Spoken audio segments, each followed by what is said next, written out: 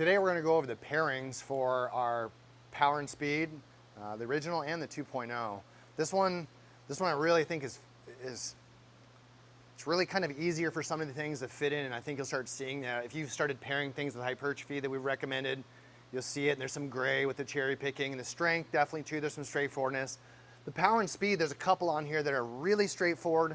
There's a few things that we want to share with you that really will really improve its spectrum of like availability, and you'll see what I mean. Like there's additions, we're going to get to it here. Okay, so the first one is we can add the tempo run program. Now what we're looking at for the power and speed in the weight room, there's a kind of an expected quickness to it, right? And with that quickness, there's an implied accuracy to it, crisp movement, and that's reproducible, all that stuff. And that's power and speed, because when someone's able to reproduce dynamic movement over and over and over, there's a couple things. We know that they have trained it, one, but what we're seeing from a physiological standpoint is there's durability, there's resiliency, because when you start doing dynamic movement and someone is slowing down, you're like, whoop, they haven't trained for it.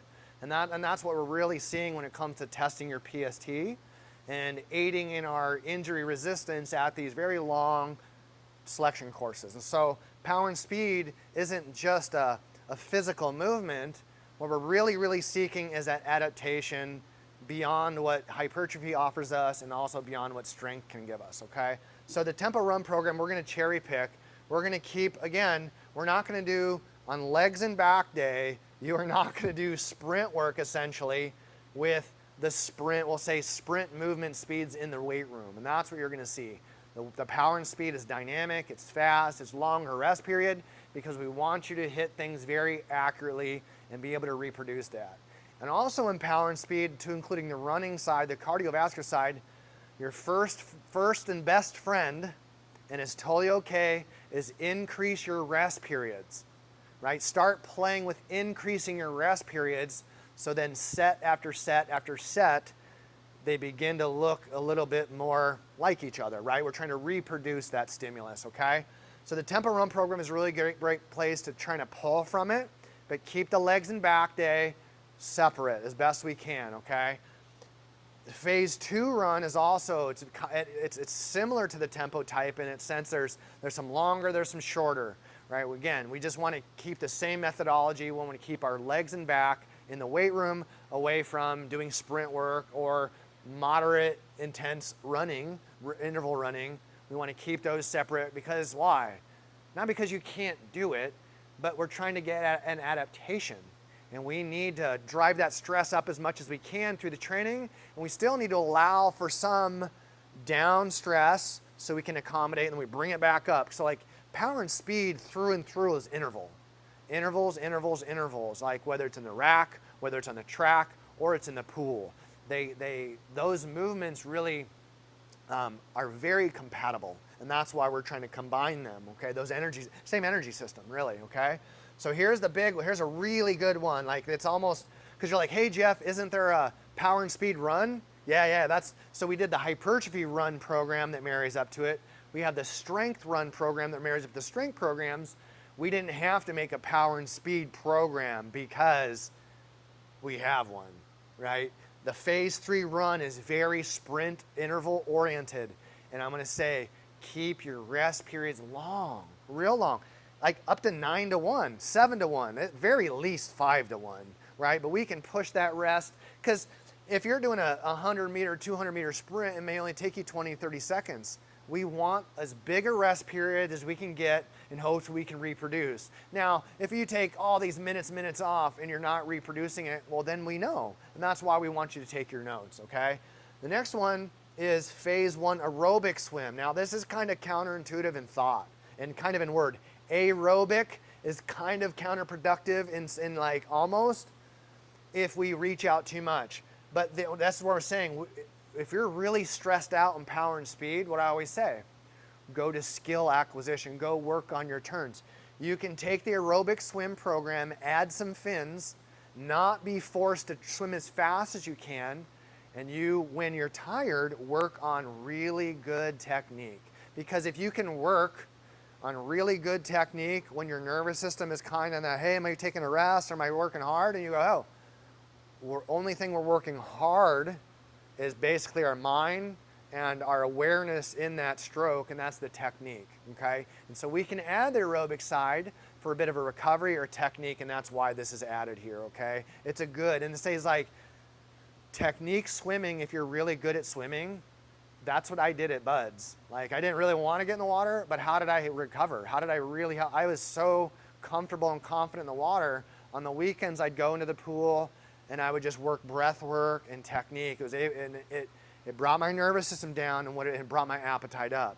Because one of the first things that I experience when my nervous system gets tired, loss of appetite, and my sleep suffers.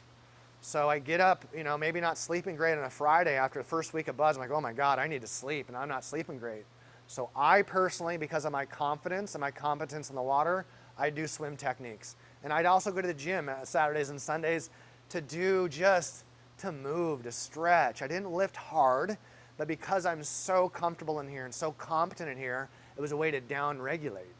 And so that's what we're going to use this phase 1 aerobic swim and the power and speed is to help down regulate some stress. And in the attempt to do that, your swim technique's going to improve too, okay? The star, again, this marries up absolutely perfect with power and speed, and the reload or the rebirth is the CSS swim, because this is purely a sprint interval.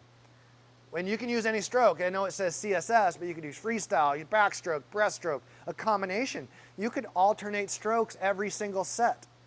Yes, because it's still high technique and it's high velocity, and same on the track and the pool. Your best friend is your rest period, especially in training. Okay, so start fiddling with your rest period so you can maximize your reps and sets, just like you do in the weight room, okay?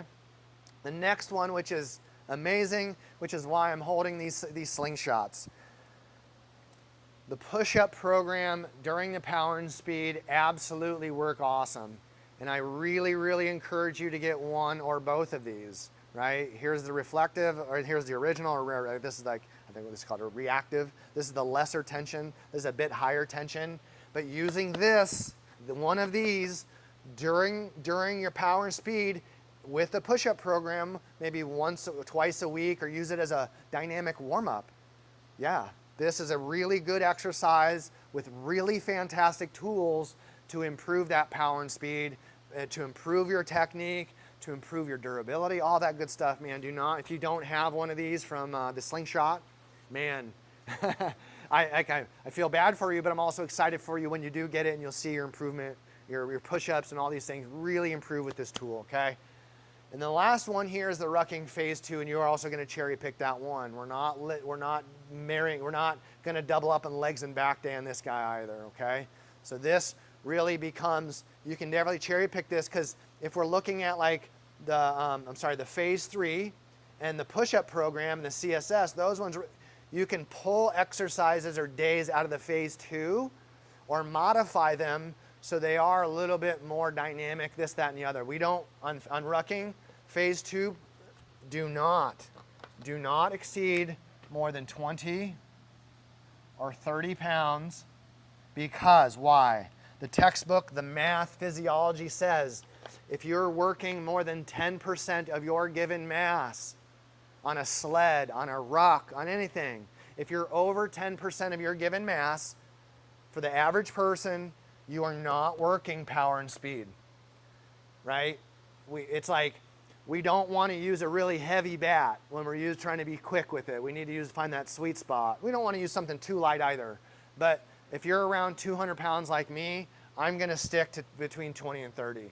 If you're 240 and really fit, maybe we drive this up to 40. If you're a world-class crew athlete, which we've had here, we might get this up to 40, 45, but that's about it, okay? Because we're trying to prepare the nervous system at this point for game day or for selection or for the PST, because this is the last stop in our peak and taper right here, okay? And when we hit our power and speed modules really well, what we're gonna find is that our hypertrophy is like, how did my hypertrophy get better? Well, it's because your strength did, and then your power and speed did. And that's why it's cyclic, and it's called periodization. For a period of time, you work on not exercises, we are working on a period of time of energy system. okay? And that period of time is an adaptation. So combine these, enjoy these, get yourself the right tools, give yourself the right rest periods, and you're gonna see your body type, your numbers, whatever your goals are. This right here is often neglected right here, the power and speed stuff. So don't neglect this. Be the best athlete you can with this and see your success really manifest right before your eyes.